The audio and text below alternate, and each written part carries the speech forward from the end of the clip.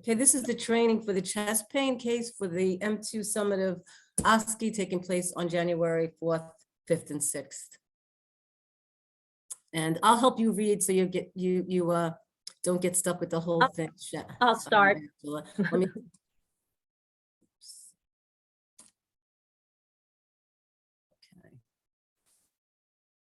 Christine Knight, a 48-year-old male, female, has come to the emergency department with a complaint of chest pain. Vital signs 130 over 70, temperature 98.6, respiratory rate 16 minutes, heart rate 76 minutes, regular, pulse oximetry 99% on room air. Take a focused history, perform a focused physical exam. Do not do a full HEENT exam. You may check for pupil reaction to light and ask patients to show their conjunctiva while they leave their mask on and visor, mask and visor on. Do not perform rectal, genitorial, or female breast exam. Please write a note in the template on the computer outside the exam room.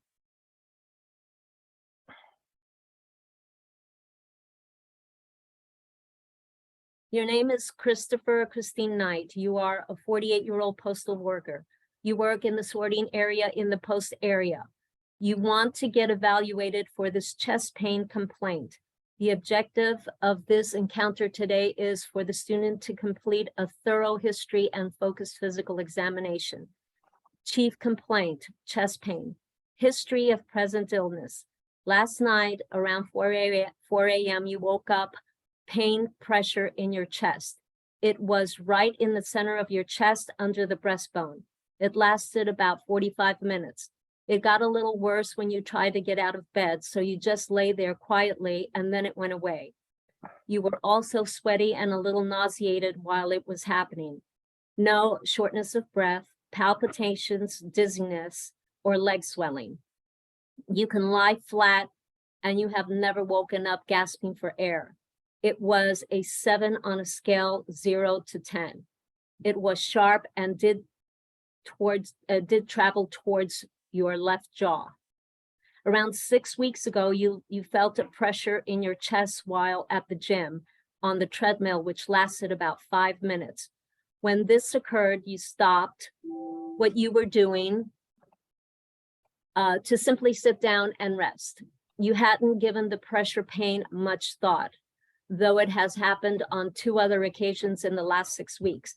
The pain is squeezing and crushing like. Your initial thought was that you had overdone your exercise and simply needed to catch your breath. But now it happened when you were doing nothing, so you felt you had to see the doctor.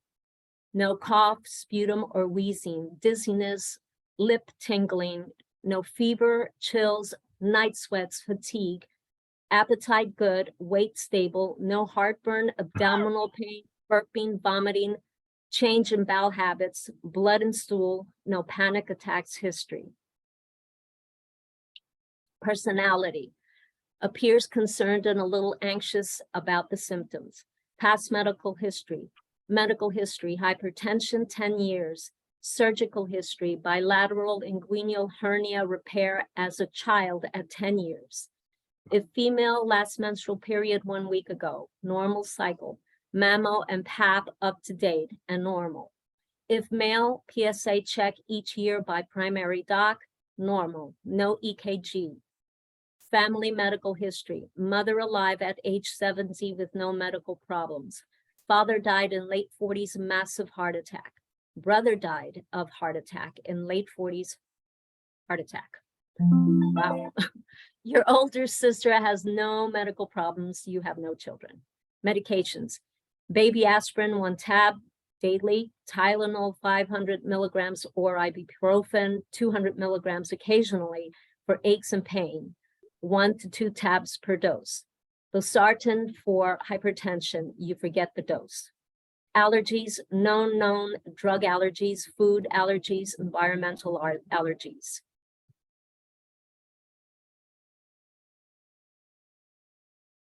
Social history.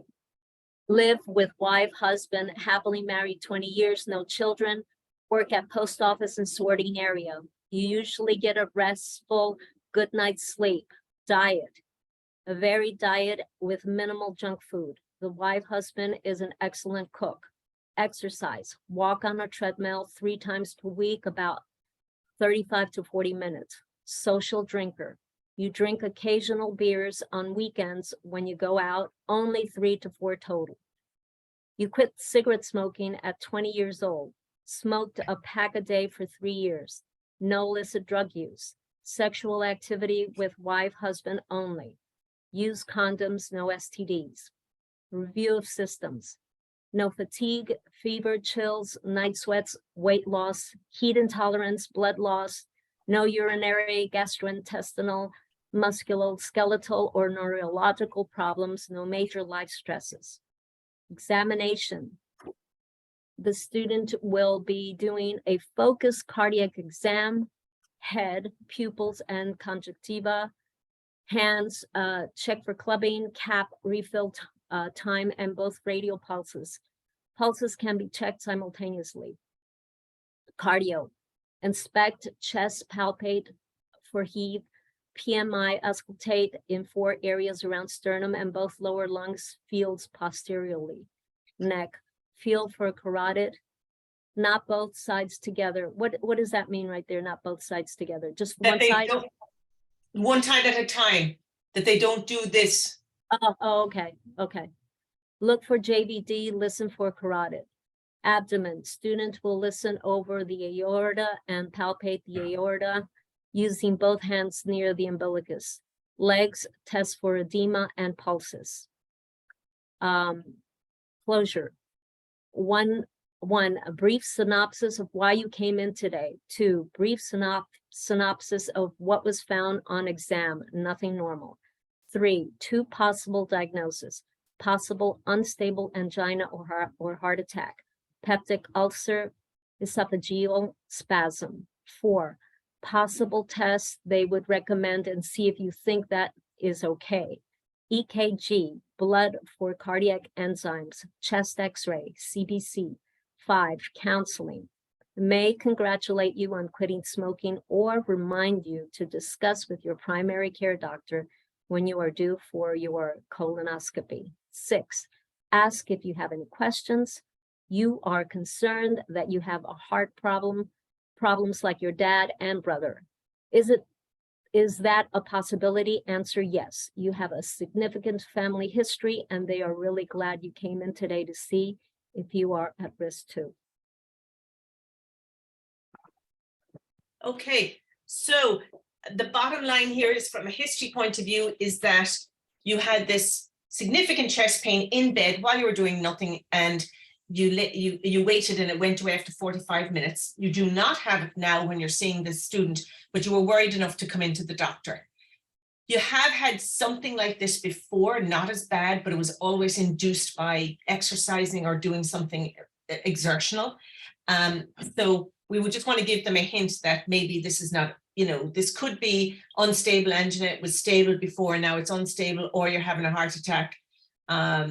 So those are the big things. On the exam is all normal. Just go to the exam and I'll just explain everything there, Karen. So they'll be looking at your eyes with a light. They may ask you to pull down your lower eyelids. You leave your mask on. They shouldn't ask you to take your mask. They may palpate your neck for lymph nodes just because they're used to doing that. From a cardiac point of view, they look at the chest. They'll probably put their hand right here where they look for to see if the heart is really pounding behind it. The PMI stands for point of maximal impulse. That's usually around the 4th intercostal space, which is down here, usually where, like at the nipple line, and it's kind of midway across your clavicle. So in that line right down. It's usually the 4th area. It's a similar area to where they listen for the 4th area when they're listening to the heart.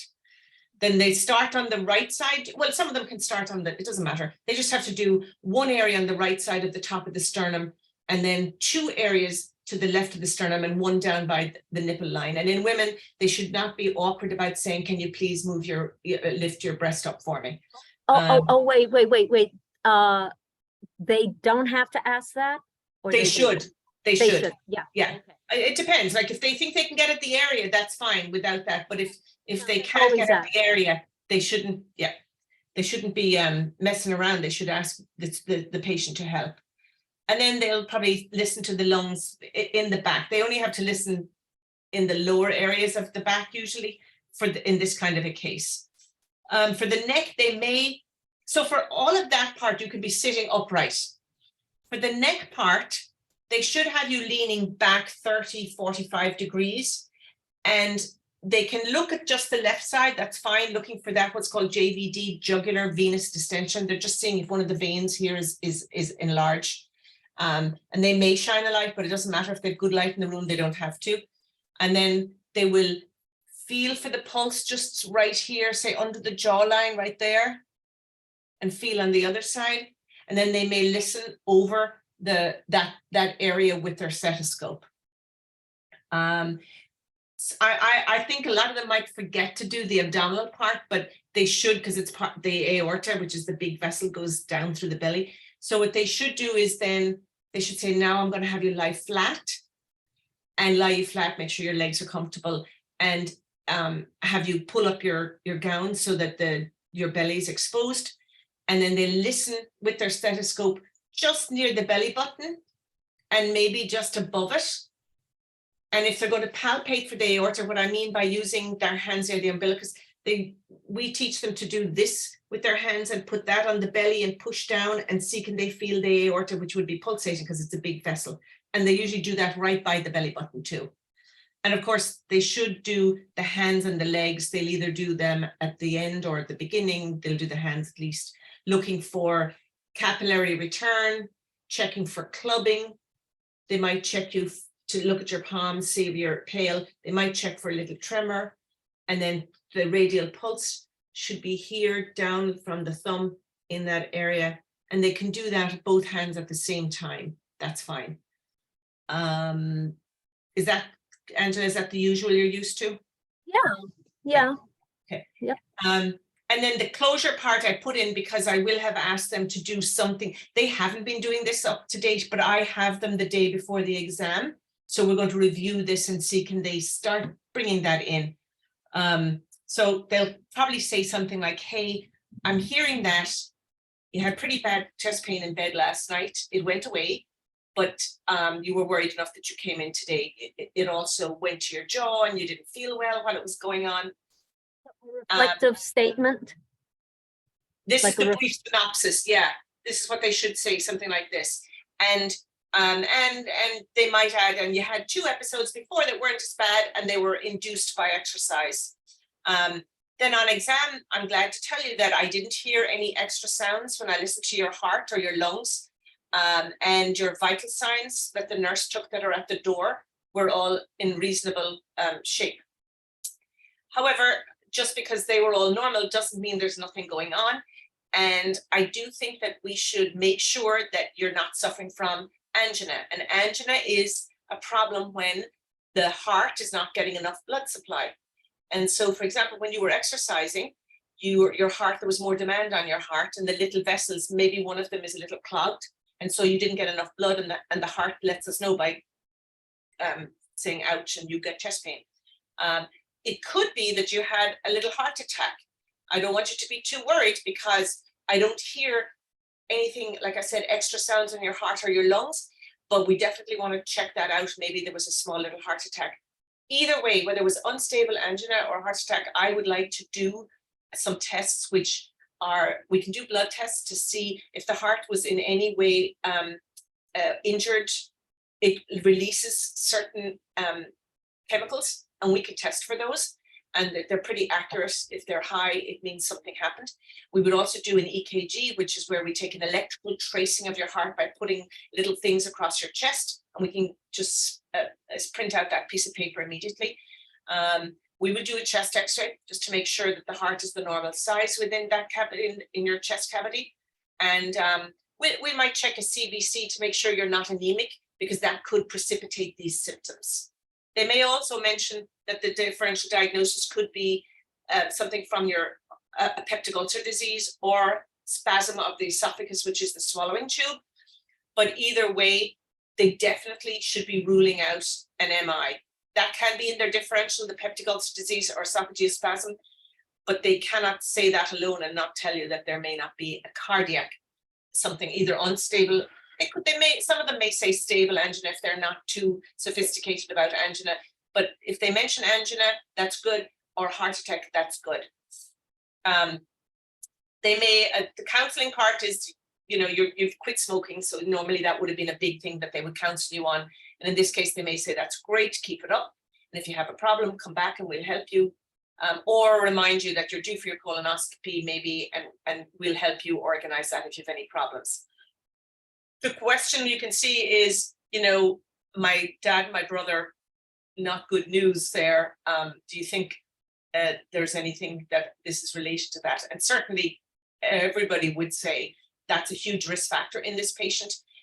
It may not be related at all, but it's a huge risk factor, and they should acknowledge that and but help to make the person feel a little better about it by saying, you came in early and this is really good. Because in a family history like this, it's all about prophylaxis. All good? Yeah, if they mention heart attack, I mean, we can react to that. I mean, that's Yeah, kinda not serious. I wouldn't say too dramatically, because again, they're early learners. They're only at the end of M2. I'm not sure how much experience they have in dealing with really bad news. And I do want them to get through closure. So you can say, oh my goodness. And that would be an opportunity for them to say, listen, to reassure you and say, listen, it's really good you've come in. Because in their head and in any physician's head, they're like looking at your vital signs in your exam. Things are looking pretty okay. So if you had a heart attack, it wasn't a major one, but you still need to be followed up big time.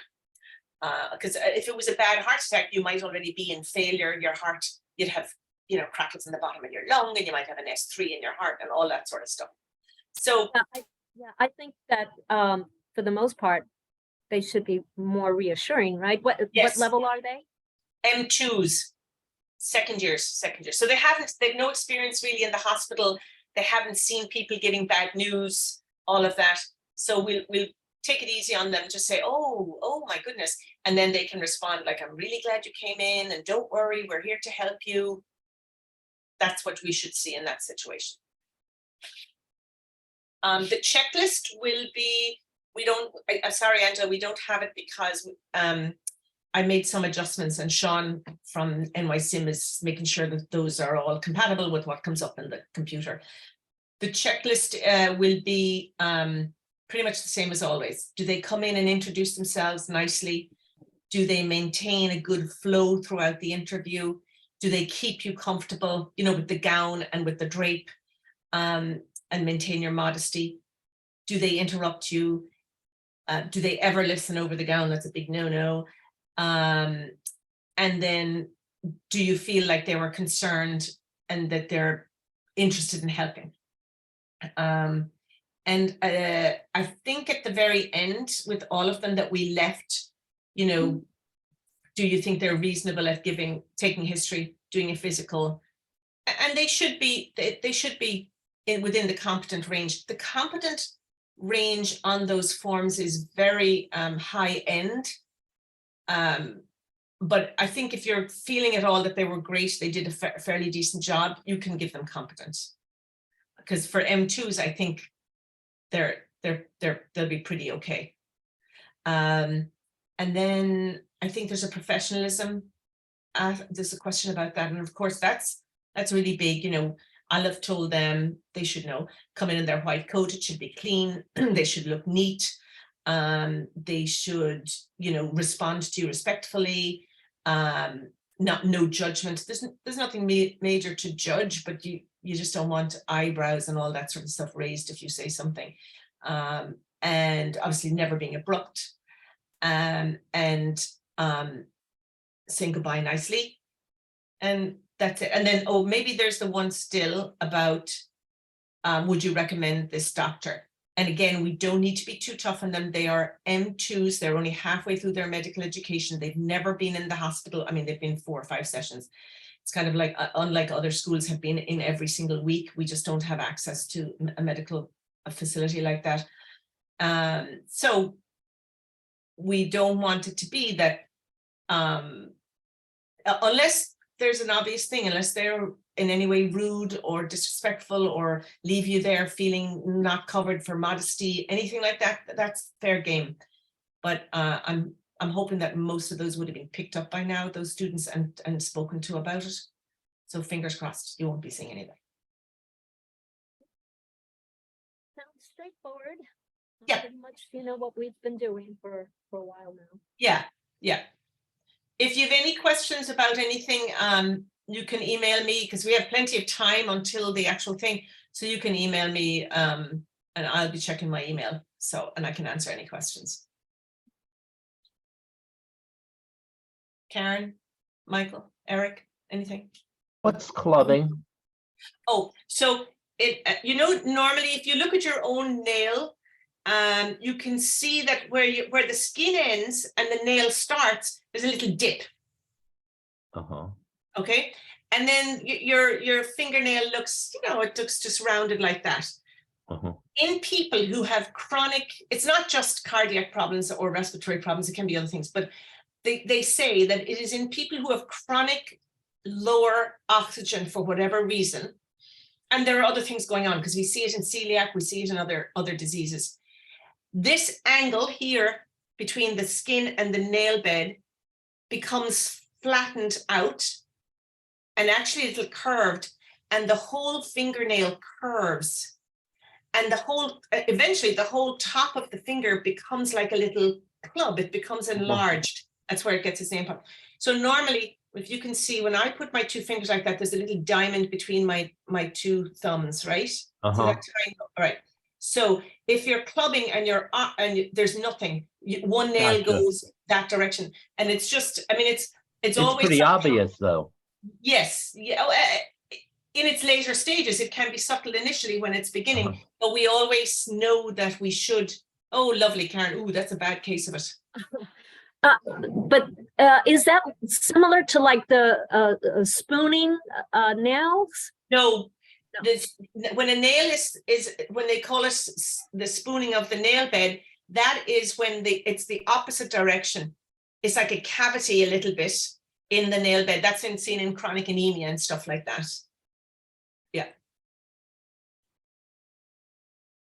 Amazing how the body can tell you things, and just Yes. Yeah. We just have to look, yeah. listen and look. Mm-hmm.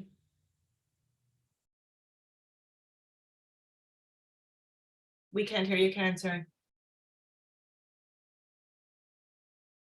You're Yeah, muted, Karen. Karen, you're muted. Okay. Okay, I'm just going to, can you see the screen? Yeah. This picture's a little bit better, you can Yes. Yeah. see- I know people that have it, from the adult congenital heart people I know. Yes. Yeah. Let me stop sharing. What do we I do mean, before sometimes Google? it's normal, but we always investigate and make sure that if it's normal, it's a diagnosis of exclusion, like you exclude all these other things. There's an actor who plays, and I always forget his name. He did a Mission Impossible after Tom Cruise. And I remember the first time I was like, oh my God, look at his clubbing. Hopefully he knows why he has it. Wow. Yeah. Yeah. I should get his name. Everyone can look out. There are famous cases of that. The most famous is there was a Hudson Garden show, and one of the hosts, a nurse, noticed that there was something wrong with his neck, and she was an oncology nurse, and she sent him something saying, you better get checked out. And I think he had thyroid cancer, and was, treated and cured. Yeah. Yeah.